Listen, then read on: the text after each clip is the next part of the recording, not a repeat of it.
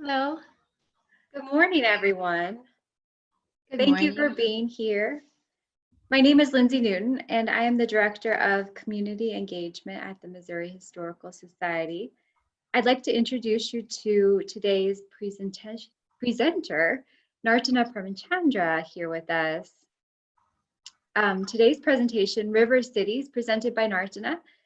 Nartana is a guest presenter with us, and she's a local writer and performing artist who has so much to share about cities that have major rivers, just like ours, St. Louis. On behalf of the Missouri Historical Society, thank you for joining us virtually. We're so excited that we are able to have these STL History Live programs during this time. I know that some of you watching today are Missouri Historical Society members. Thank you. We are grateful for your support. And if you aren't a member but would be interested in hearing more, I will momentarily put up a link in the chat box so that you can hear more about it and see more about it on our website. And I would also like to sincerely thank our city and county residents for your tax contributions through the Zoo Museum Tax District. And lastly, I want to thank our sponsors today, Ward and Carol Klein, who have sponsored the Our River series of educational programming. And this is one of the first programs in that series tied into our Mighty Mississippi exhibit. Just a few announcements about how today will work. This will be a roughly 25-minute presentation, followed by 10 minutes for Q&A. We do have captioning available today. You can scroll to the closed caption button on your toolbar and press the arrow to find the option to turn on subtitles. Thank you, Sally, our captioner, for being here today. And if you do have questions, we would love for you to use that Q&A button in your toolbar. We would ask that you maybe wait until it's time for Q&A so that we don't miss any of your questions ahead of time. And know that we will do our best to answer as many questions as possible, but we may not be able to get to everyone. And lastly, if you have missed any of the previous STL History Live programs that you would like to go back and see, we put them on our YouTube channel. Today's presentation will also go on our Missouri Historical Society YouTube channel. So if you've got someone you would like to share it with, please let them know that they can find it on YouTube. And now I'll turn it over to Nartana. Thank you all for being here. Enjoy. Thank you, Lindsay. Thank you, Lindsay. Thanks so much to the Missouri Historical Society for asking me to talk about the rivers, river cities, because, well, we all live in a city, which is bordered by an amazing river, of course. And so I've been thinking about what the river means to us in St. Louis and what it means to other major river cities in the world. So I was going to give this talk at an event planned for in April, and of course we couldn't do that. So the talk is a bit shorter today, so I may not be able to spend as much time on the Mississippi River today, simply because I thought with the time I have, it's better to talk about the Ganges and the Seine, which people may not know as much about. But I don't mean to diminish the importance of the beauty of the Mississippi at all. But I just wanted to say that at the beginning, so you'll know why I don't talk as much about the Mississippi today. So first, Lindsay, if you could put on the first slide, that would be great. There we go. So this is the title slide, River Cities, the Ganges, the Seine, the Mississippi, and the cities they shape. And this is a slide from the upper Mississippi. You can go to the next slide. Thank you. So this tells you a little bit about where the Ganges originates. So the Ganges originates, let's see, it's up here. This is a kind of a close-up that you can see of the glacier from which it originates. It's the Gangotri Glacier. And in the map here, you can see the Ganges, you can see the route of the Ganges up here in the Himalayas, and it goes all the way down. It empties into the Bay of Bengal. And we're going to be talking about Varanasi, which is right here today, also known as Benares as well. And it has another Hindu name, which I'm going to tell you in just a second. But I also wanted to show you just here, right, so this is the Gangotri Glacier region. And the Great Glacier is receding. This has been in the news a while, which is a problem for not just people living along the Ganges, but people living along the Indus River as well, which is down here. This is the Indus Valley civilization, was there along the Indus River. And so the reason I bring all that up is because when I tell you the story of Varanasi, I have to tell you about Hinduism, otherwise it's impossible to understand the significance of Varanasi. You can go to the next slide. There we go, Varanasi. Okay, so I mentioned earlier that there is another name for Varanasi, and the Hindu name for the city is Kashi. Kashi was the ancient name of the city. It's still referred to as Kashi at times. Kashi means the luminous city of light, right? So we're going to talk about Paris in a bit as well. So we have two cities of light right here. And Kashi, or Varanasi, has its beginnings way back in the 9th to 11th centuries before the Christian era, BCE. So it's a very ancient city. When I was researching Kashi, I really thought a lot about Jerusalem. I have been to Jerusalem, but I have not been to Kashi, although I must say Kashi and the river Ganges is in the Hindu imaginary landscape. So in a sense, I know a lot about the Ganges as well. But I really thought about Jerusalem as well. Much like Jerusalem is people visualize Jerusalem as a celestial city, right? That hovers between heaven and earth. And Kashi is supposed to be on atop the trident of Shiva. And I'll tell you about Shiva in just a second. But Kashi hovers above the trident of Shiva. And as such, it is not subject to the limitations of time. It is timeless. And the city is associated with Shiva greatly. But before I get to Shiva, I will talk about the river Ganges. In India, all the rivers in India have female goddesses. They personify the rivers. And of course, the Ganges is the most important river in India. And there's a wonderful story about why the Ganges is so important. And I'll tell it to you in a nutshell. And as I thought I'd tell you about Shiva afterwards, but I'll tell you about Shiva before, because that'll help you make sense of the story.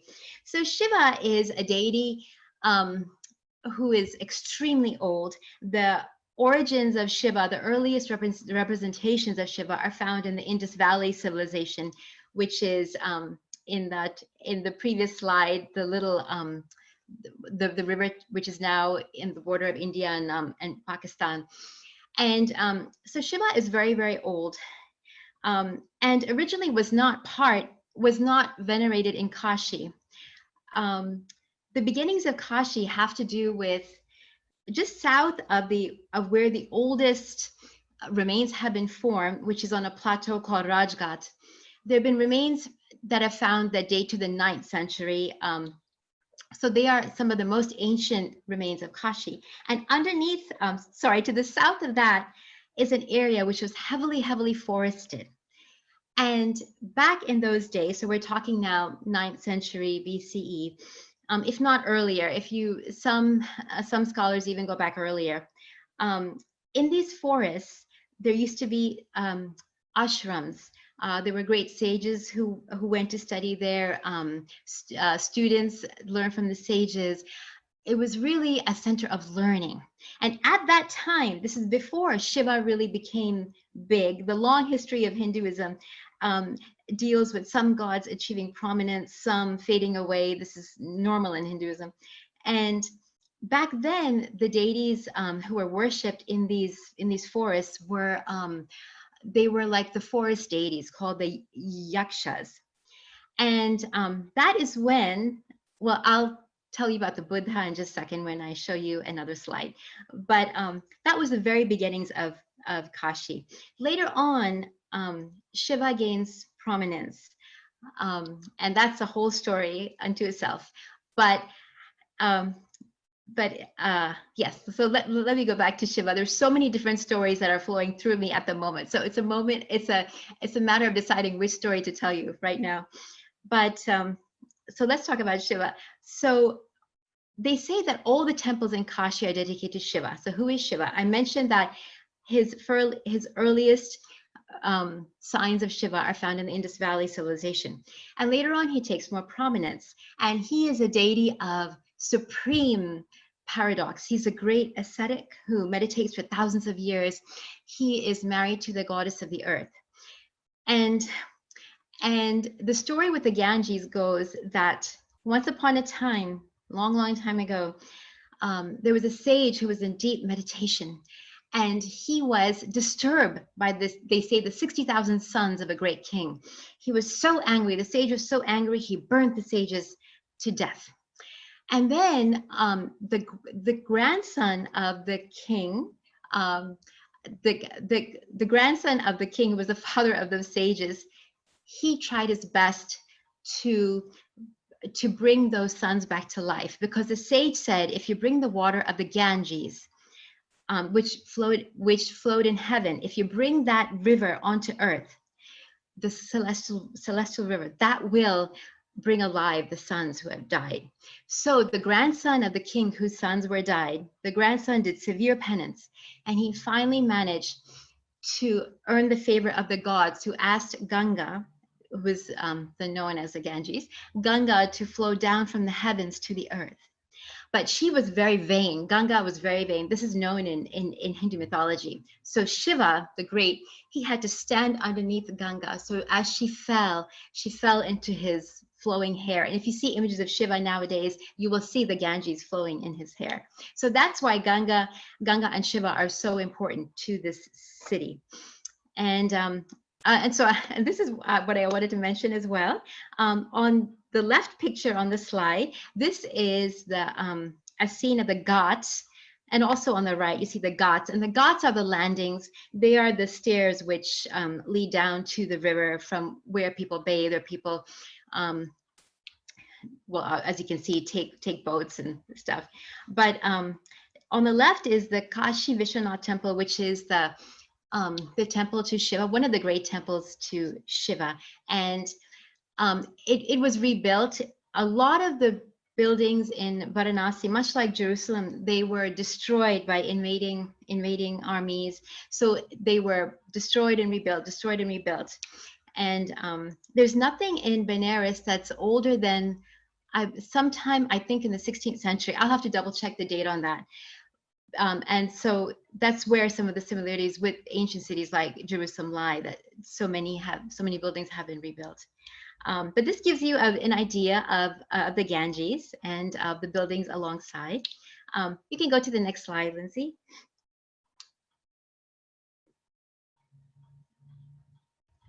Let's see. There we go, perfect. And I do have a penchant for the older 19th century sketches of India. I just wanted to show you a 19th century sketch by someone who is actually very important to the history of Varanasi, of Kashi. And this was James Prinsep, who was a Britisher, who was an archaeologist, who actually has done one of the best known maps of Benares. And the city of Benares, it can be viewed as a mandala when you study it deeply. The various circular construct of the neighborhoods and cities, and it is also considered a tirtha, because a tirtha, I'll explain to you in a second, because we have the Ganges River right next to Varanasi. It's called a tirtha, and a tirtha is Tirtha, which is a ford, which is a crossing to something higher, to a higher realm. That's another reason why Varanasi is so important. And I wanted to give you a quote, since this is for the Missouri Historical Society. I wanted to give you a quote by Mark Twain, who traveled, of course, to India. And this is a quick quote, and it is, Benares is older than history, older than tradition, older even than legend, and looks twice as old as all of them put together. So I think that's a good quip. And I wanted to mention one more thing to you before I forget. So I mentioned I mentioned the forest, Shiva, the Tirtha. Oh yes, so there was a 7th century. Actually, I'm going to go to the next slide. Lindsay, if you could go to the next slide. Yeah, so this is a closer picture of the temples. But I wanted to also tell you about a 7th century Chinese Buddhist pilgrim who traveled to Varanasi from China. In those days, in the 5th and 7th centuries onwards, there were lots of Chinese Buddhist pilgrims who traveled to India to find out the truth of the Buddha, you know, where Buddhism originated. So one of them, who I don't know Chinese, so I may not pronounce this properly, but I think is Xin Song. He actually traveled through this area in the 7th century, and he said there was so much water here. There were, alongside the Ganga, there were pools of water, and there were it was very leafy and verdant, and they were wealthy people, and people were educated, and they were scholarly. So I think that Benares must have been just a stunning city. And if you imagine ancient Benares at its beginnings, you can also think of Athens around that time. I love to imagine these ancient cities, right, all around the world, not knowing of each other perhaps, although there was trade even at that time. Just how culture developed in different areas of the world. I love imagining all that. So let's go to the next slide.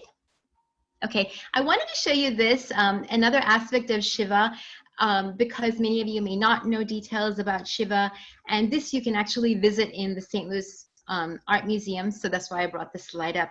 In this slide, he is Lord of the Dance, and this particular figure is like 12th or 13th century from South India, but it just gives you an idea of how profound the meaning of the imagery of Shiva is, and that there is the great dance of the universe behind him there.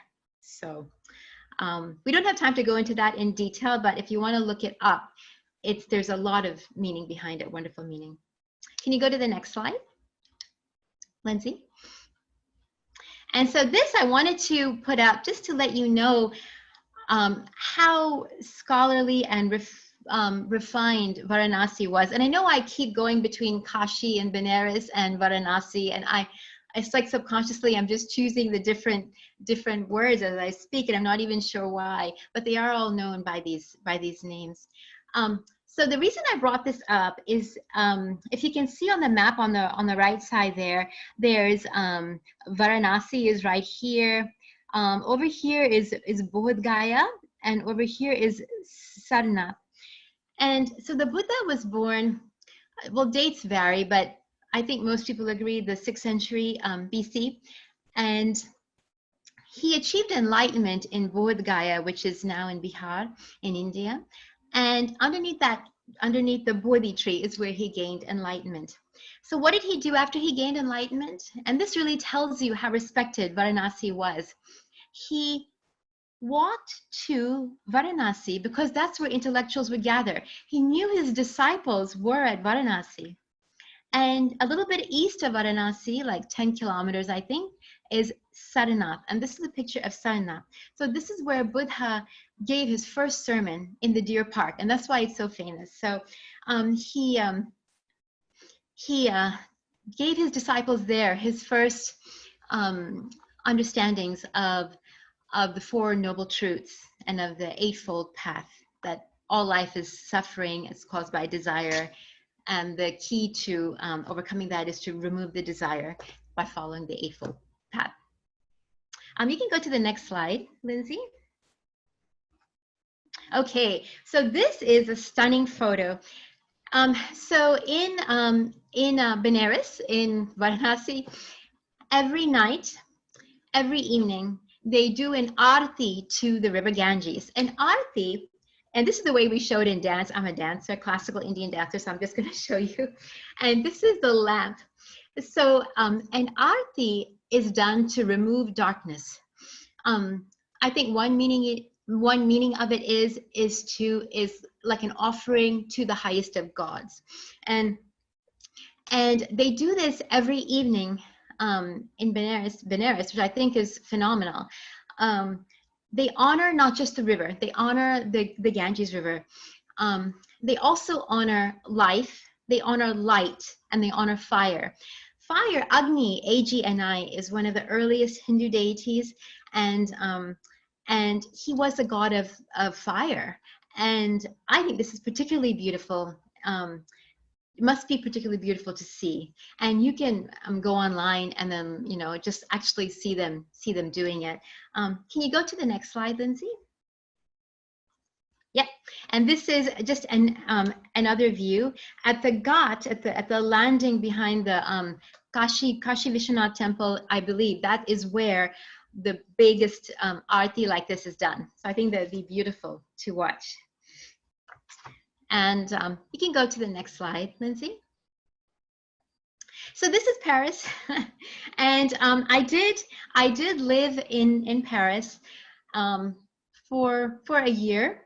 And I've spent more time there afterwards. And I wanted to talk about the Seine in thinking about rivers, because while the Ganges River is so important to me, I mean, growing up in Hinduism, being a dancer, knowing the great myths of Ganges, of Shiva, and also, by the way, in Benares, other deities in Hinduism are venerated as well. Just Shiva is the most prominent.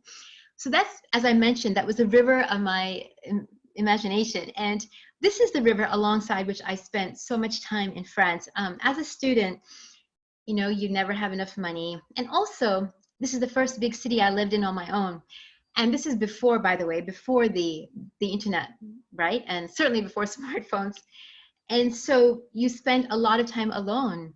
And I must say, in Paris, the Seine became my best friend. You know, when you're young, you're alone, you're discovering a city for the first time, and my God, you can spend hours walking along this Seine. And I love the river. I often think of it as Saraswati. Actually, Saraswati is the goddess of creativity and learning, and you know, there's so many universities in France and all that, and so.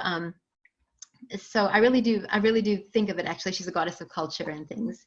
This is the Pont Neuf, which is the oldest standing bridge in Paris, built in the early 17th century. There were lots of other bridges before, but they were wooden bridges. And of course, this is Ile de la Cité, which is where there was a Celtic tribe called the Parisi, in the 3rd century BC, and Parisi means like a small water boat.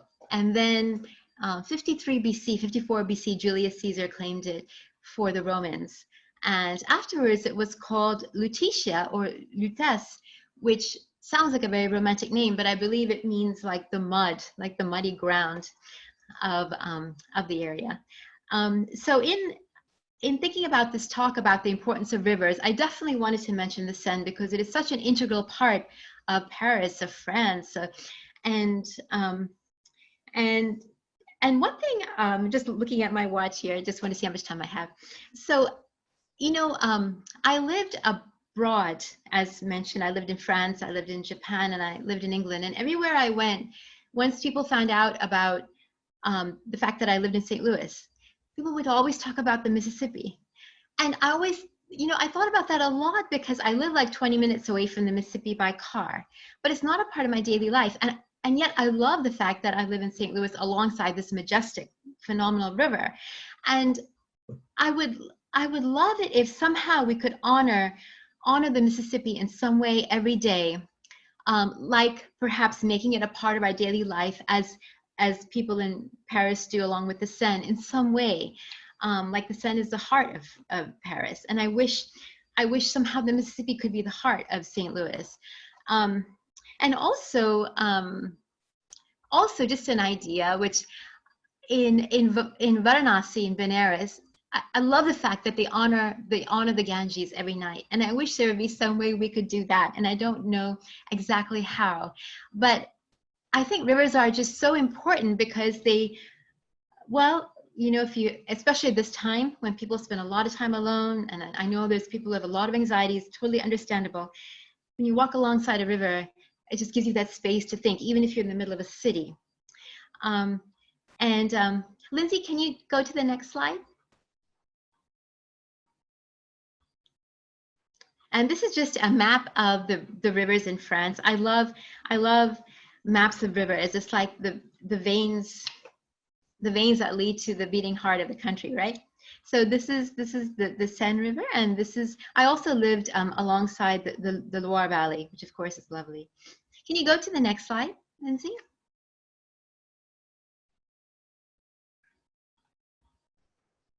And here we go. This is Ile de la Cité, Ile Saint-Louis, the original places where Paris was inhabited. And the next slide.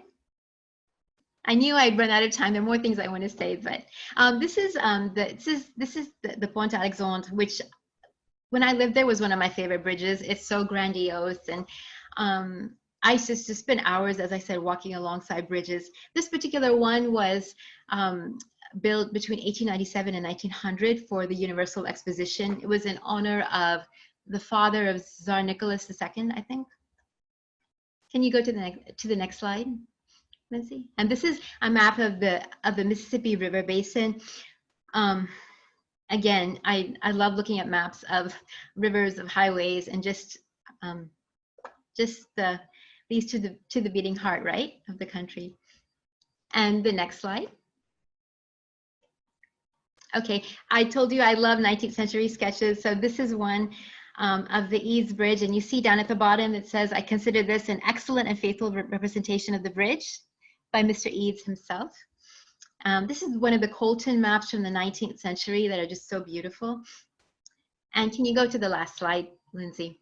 I think it's the last slide. Yeah, the last slide. So I did want to end with talking just a little bit about the Mississippi, and I'm just thinking about the importance of water. I mean, I often think that people love rivers and oceans so much because, I mean, human beings are 60 to 70% water. Our bodies are water. So I think we see ourselves in water.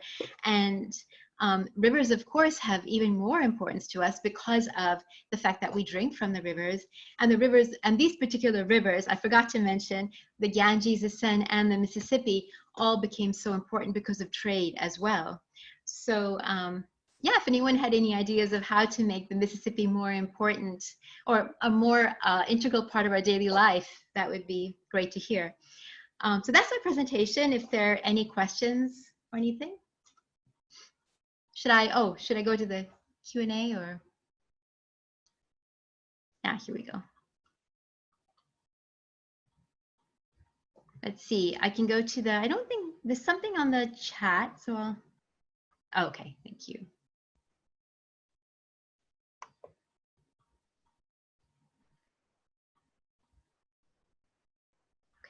I don't see any questions yet. If anyone thinks of anything, please, you can mention it. I covered a huge ground. I talked about, I mean, I could spend hours talking about the Ganges and Varanasi and Paris, of course, and the Mississippi. So any thoughts or anything?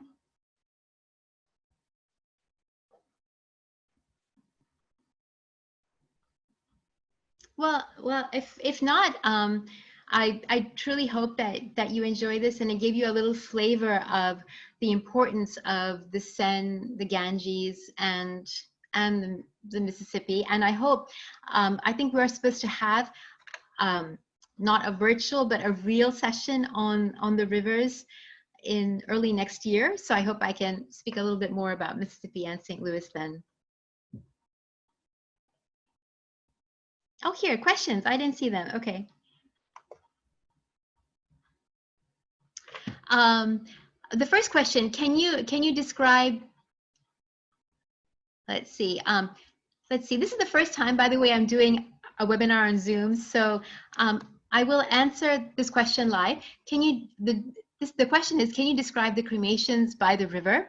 And they are still done by the river. They're also done elsewhere. One of the famous ghats for cremations is called the Manikarnika Ghat. It's Manikarnika, Ghat, where cremations are done. You can actually see, you know, Varanasi is so interesting because it's a city of life, the river, right? The Ganges, which provides life, but it's also the city of death. And at times you can see piles of wood, which is for kindling for the cremation fires. And I have not been to Varanasi. It's a place I definitely want to go, so I couldn't describe them very well, I think, but you can definitely see those online. The next question, have you written a book? Have you written a book about the rivers? It's fascinating you asked that because it's actually in my mind in the past couple of weeks while researching this talk. I've really been thinking about that. Actually, I was hoping on writing the first few pages this week after this talk. So, so I'll keep you posted on that. I do have a website, by the way, with my writing. It's just my name, nartanapremachandra.com, if you want to see any of my other work. And hopefully I will get to work on the book on the rivers. Yes, there's a comment here from actually Kathy, whom I do know. She's the daughter of one of my WashU professors. And she says, I agree with you about the Mississippi has been cut off from the city. And that's totally true. As I said, I wish it was more a part of our life. Oh yes, and about the Ganges. Yeah, well, yeah, I think I answered that. Thank you. Yeah, the Ganges is an amazing river. I could talk much more about it. I would love to talk more about it, maybe in a future session, virtual or real. So I think those are all the, wait, are there, oh no, there's some more questions. Sorry, I'm still getting used to this. Go down here. Let's see. Oh, here we go. What would be the best way to visit Varanasi as a tourist? Are things closed to those who are not Hindu? The best thing on that would be to actually go online and see. There are lots of tourists who have actually put on YouTube as well. They've done their sort of mini tours of the city. And as of right now with COVID-19, I recently read actually the Ganges is supposed to be 40 to 50% cleaner because of COVID. So I'm not sure what's changed about COVID and about things close to those who are not Hindu. I'm not totally sure on that. It's probably best to check online. Do floods impact the rivers in India and Paris as much as they have the Mississippi? Yes. In fact, I read during the rainy season, I think it's June to August, I can't remember, in Varanasi, the river does flood. And in Paris as well, there have been major floods in Paris as well. I can't think of the exact years, but there have been. So it does affect the cities. Whoops, this question, is anything being done about the pollution in the Ganges? Have heard it is pretty polluted or was. Yeah, so as I said, it is supposed to be 40 to 50% cleaner. I saw a picture online last week of the confluence of the Ganges and Yamuna rivers, which is much cleaner. I hope that is true. I know there have been some Photoshop pictures online, but I do believe it is cleaner, and I hope it can stay that way because there are fish and crocodiles in the Ganges as well. And well, they need to live there as well. So I hope it will be cleaner from now on. I hope so. I think those are all the questions. So thank you so much. And this was a lot of fun. So I would love to do it again. So thank you.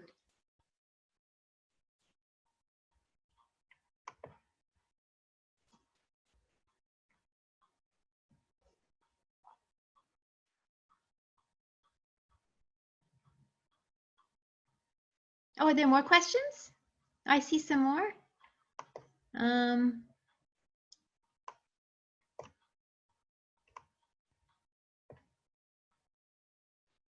Oh, there's a question. Have I visited the confluence of the Mississippi and the Missouri? I have actually. It's been some years, but I have. I would actually love to go again. Confluences are very, well, in Hinduism, they're very important. It's the idea of